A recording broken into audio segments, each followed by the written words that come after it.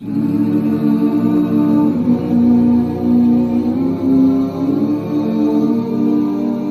so, generations now, 2-3 generations of Muslims have been raised in a secular environment. So that all they understand is that, Islam is okay, you go to the masjid, you read Quran, but that's it. The law of Allah subhanahu wa ta'ala is not something that you keep in the masjid or you keep as an individual. The law of Allah subhanahu wa ta'ala applies to every aspect of our life. The ideology of the secularists is not Islam, but they will put a touch or smell or scent of Islam in their Kufr-founded ideology as an appearance so that people will accept them, or for other purposes, and so they will not be rejected. بسم الله الرحمن الرحيم وبه نستعين.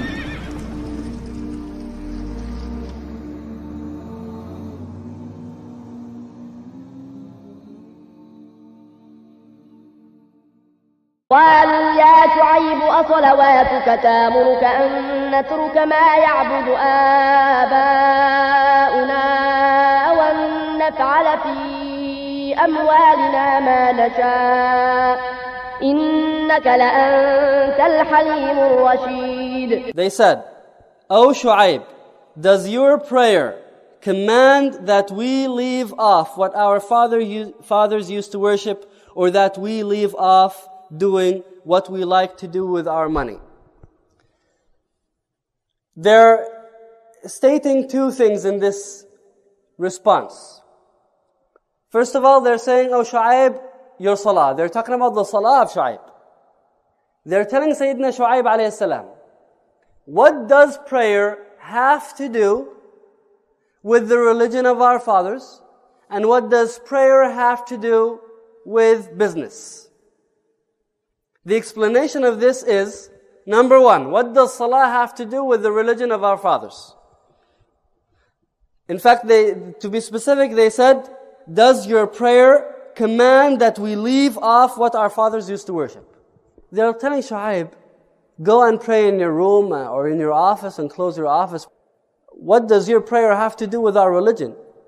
Why do you pray and then come and tell us don't worship the religion of our fathers? What does your prayer have to do with this? You have your religion, we have ours. Your salah should not involve in this.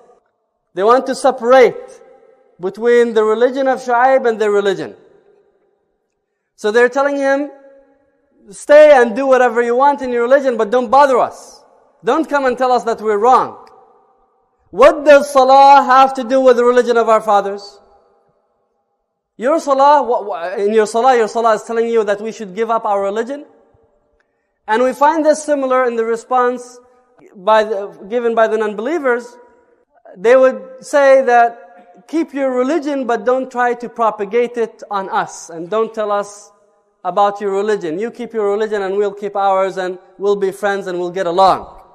Now in the religion of Allah subhanahu wa ta'ala, we have to give out the message of Risala, the message of Islam. The second thing that they stated, they said, what does your salah have to do with business? What does your salah have to do with business? And what do we call this today? What do we call this concept today? Secularism. This is secularism. Separation between the religion and the aspects of life. They said, your salah, this is a ritual, this is a ibadah. What does it have to do with business? This is a worship between you and your God, but this business is something that has to do with this dunya and this world. We should separate between the two things. Leave what is for God, and what is for Caesar, for Caesar. So the concept of secularism is not new. The people of Shu'aib knew it a long time ago, and the jahiliyyah of today, the ignorance of today, is not any different than the ignorance a few thousand years ago. This is the same thing. So they said that your salah shouldn't tell us what to do in our business. This is up to us. And that is the problem with mankind when they don't want to follow the law of Allah subhanahu wa ta'ala. The law of Allah subhanahu wa ta'ala is not something that you keep in the masjid or you keep as an individual. The law of Allah subhanahu wa ta'ala applies to every aspect of our life. All our life should fall within the hukm of Allah subhanahu wa ta'ala.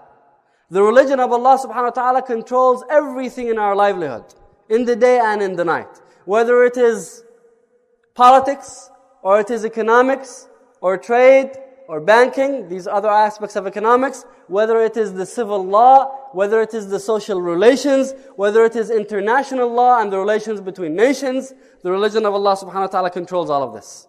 Now we are living in a time when there is an attempt to separate between the religion of Allah subhanahu wa ta'ala and all of these aspects, and to turn it into an issue of individual application inside that has no presentation in the outside, that has no manifestation in our actual life.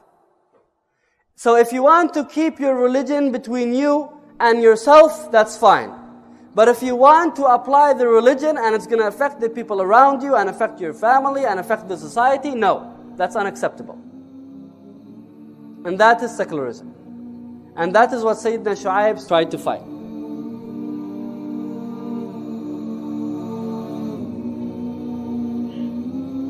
Throughout the world, the notion of secularism, that we can render unto Caesar that which is Caesar's, and render unto God that which is God's, is the prevalent belief in the world today, among Muslims and non-Muslims.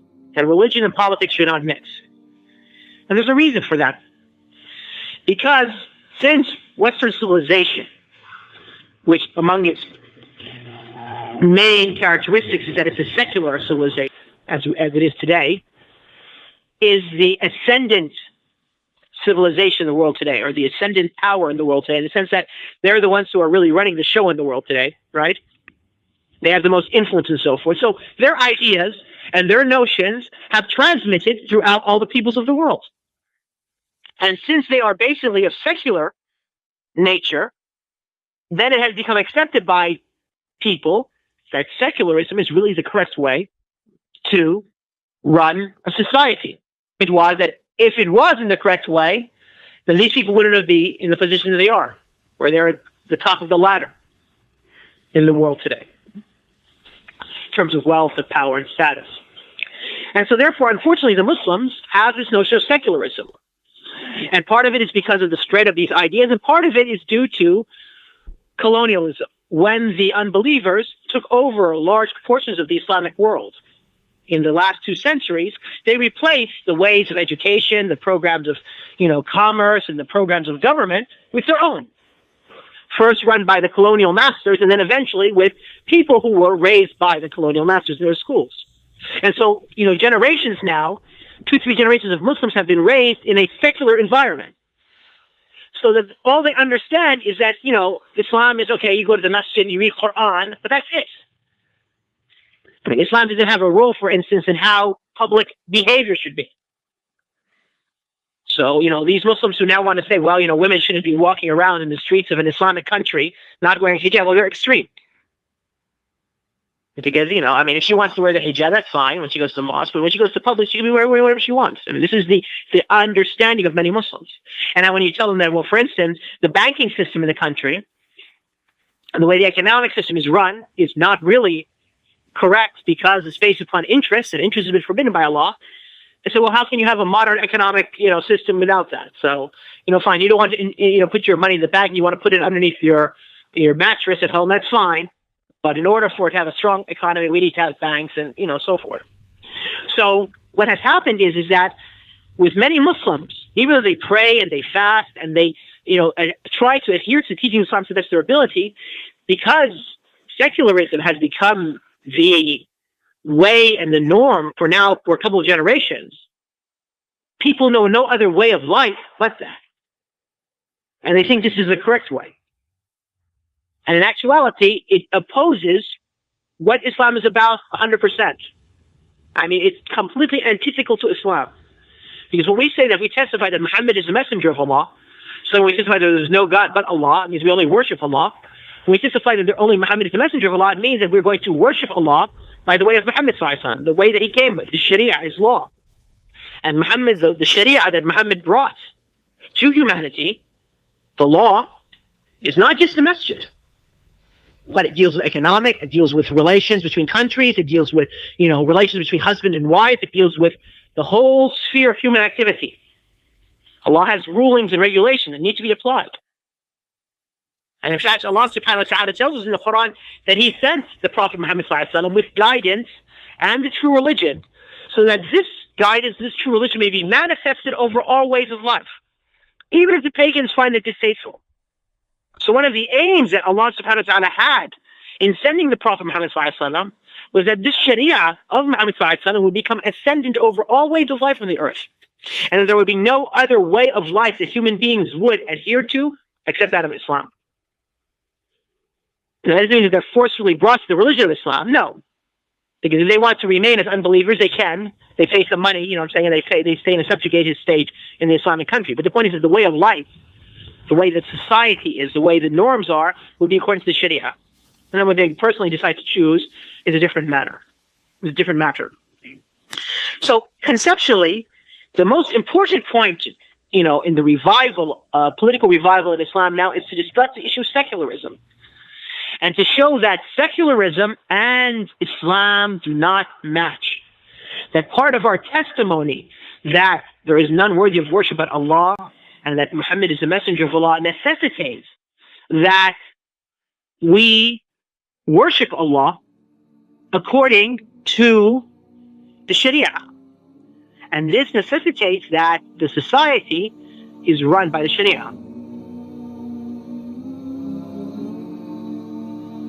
The ideology of the secularists is not Islam, but they will put a touch or smell or scent of Islam in their Kufr founded ideology as an appearance, so that people will accept them, or for other purposes, and so they will not be rejected. Same with those who embrace the new religion, the Western Islam. That's a religion. That's not Islam, that's a Western Islam. That's a religion in itself. We embrace and submit to Islam, the pure, unadulterated Islam, Millat Ibrahim Hanifa. Others choose a different brand of Islam, which is called the Western Islam. But then you'll see they'll put a touch or smell of our Islam in it to fool the bird brain.